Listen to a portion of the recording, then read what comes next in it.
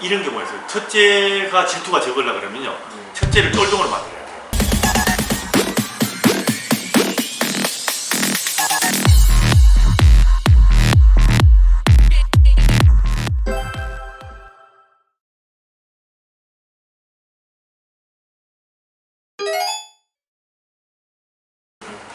우선 그런 애가 문제가 있을 때는요. 첫 번째는 얘가 질병이 있는가부터 확인해야 돼요. 근데 하나 이제 중요한 것은 옛날에도 ADHD가 있었죠.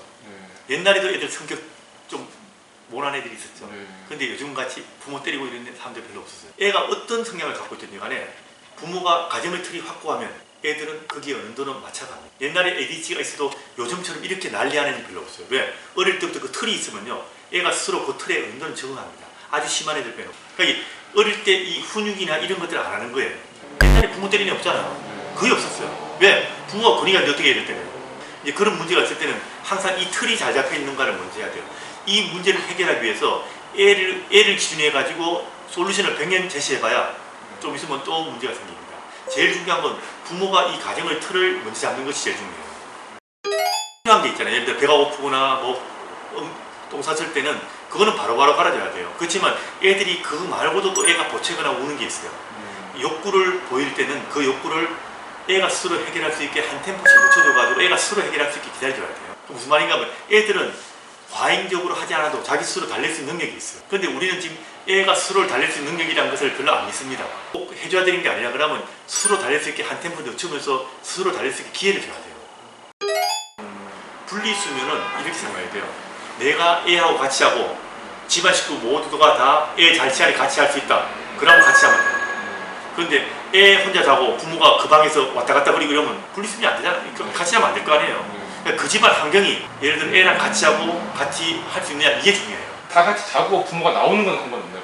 그건 상관없죠. 그런데 문제는 뭐냐면 우리나라는 자고 난 다음에 밖에 나가는 게 그 방에 계속 있는 사람이 많잖아요. 그러면 이게 분리수면이 힘들어요. 같은 방에서 자면 되는데 같이 잘 수 있으면 돼요. 같이 자는 거에 대해서는 문제는 없는 거, 분리수면 꼭 해야 될 필요는 없는. 그건 없죠. 그건 문화니까 상관이 없는데 문제는 환경이 더 중요한 거죠. 분리수면이 더 좋다, 같이 하는 게 더 좋다 이게 아니고요. 환경이 분리수면을 하는 게 더 좋은 환경인가 아니면 같이 자는 게 더 좋은 환경인가 봐야 돼요. 형이 있어가지고 뭐 방에 뛰어들고 놀다 그러니까 같이 TV 본다 이런 경우는 같이 하면 안 되죠. 처음에 어릴 때는 애한테 맡기지만 서서히 애한테 가정의 룰을 가르쳐야 돼요. 규칙이란 건 너는 이 시간 되면 자 이게 규칙이에요.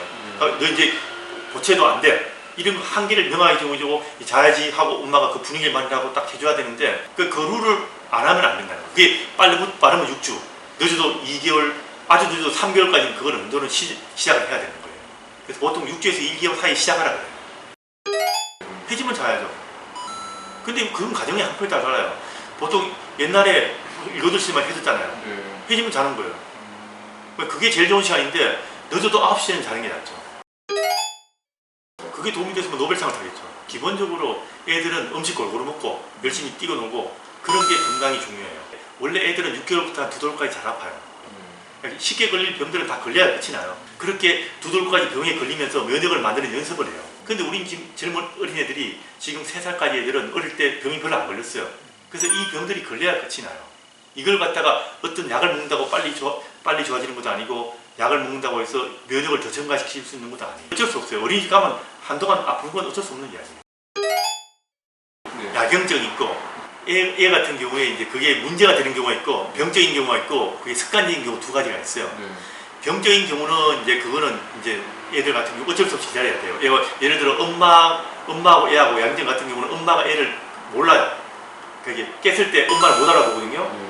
그런 경우가 있고 이런 경우는 어쩔 수 없이 그건 기다려야 되고요. 애하고 엄마가 대화가 되면서 애가 부모가 달랠 수 있고 재울 수 있다 그러면 그런 애들은 습관적인 문제가 높아요. 그러니까 그런 애들 같은 경우는 부모가 반응을 줄여가고 두 가지 경우 다 애들한테 저녁에 자극적인 걸 좀 피하는 게 낫죠. 예를 들어 뭐 TV를 보인다거나 뭐 흥분되게 논다거나 이런 건 좀 피해주는 게 도움이 돼요. 애가 부모를 못 알아본다 깼을 때 그러면 이제 심할 때는 소아과사하고 또 상의를 해야죠. 그게 아까 부모가 친구가 아니잖아요. 그러니까 친구같이 노는 건 상관없어요. 그렇지만 위계 질서는 명확하게 있어야 돼요. 우리가 직장 사장하고 뭐 김대리 한잔 묵지 하지만 친하게 지내지만 사장하고 다를 거 아니에요. 명확하게 이게 있어요. 그거를 부정하는 순간부터 이게 엉망이 돼요. 그러니까 친하게 지내고 배려해주고 이거는 할 수 있지만 위기 질서가 명확해야 애가 어른 말 들어야지가 돼요. 그게 애들은 아빠가 보호자잖아요. 엄마 아빠가 보호자잖아요. 보호자라는 것은 절대적인 권한을 갖고 있어야 돼요. 그래야 애들이 부모를 완전히 믿고 따르는 거예요. 이게 애들이 인생을 살아가는데 굉장히 중요해요, 사실은. 이런 말 있죠. 우리 아버지가 어느 날 한번 사랑한다 말한 게 그게 평생 가슴에 묻고 사는 사람 있잖아요. 그러니까 그런 게 많이 한다고 되는 게 아니고 그런 어떤 이 분위기 속에서 부모가 그런 말을 하지 않아도 이 소속감이 생기는 순간 그런 게 다 필요가 없어요. 이 소속감이 있는데 그게 무슨 필요가 있겠어요. 그리고 실제로 부모가 나를 좋아한다는 거 소속감이 있는 순간 그건 절대적으로 그냥 믿어요. 그걸 꼭 표현하지 않아도 된다고요. 저는 그렇게 자주 하는 건 권장합니다. 그러니까 그게 특별한 건 특별한 게 해야 되고요. 애 사랑하는 건 특별한 거잖아요. 물론 이건 이견이 있을 수 있어요. 사람마다. 뭐 하루에 한 번 하는까지는 안 말려요. 두 번 하는까지는 안 말려요. 근데 뭐 앉아가지고 수십 번 하고 이거는 그거는 저는 아니라고 봐요.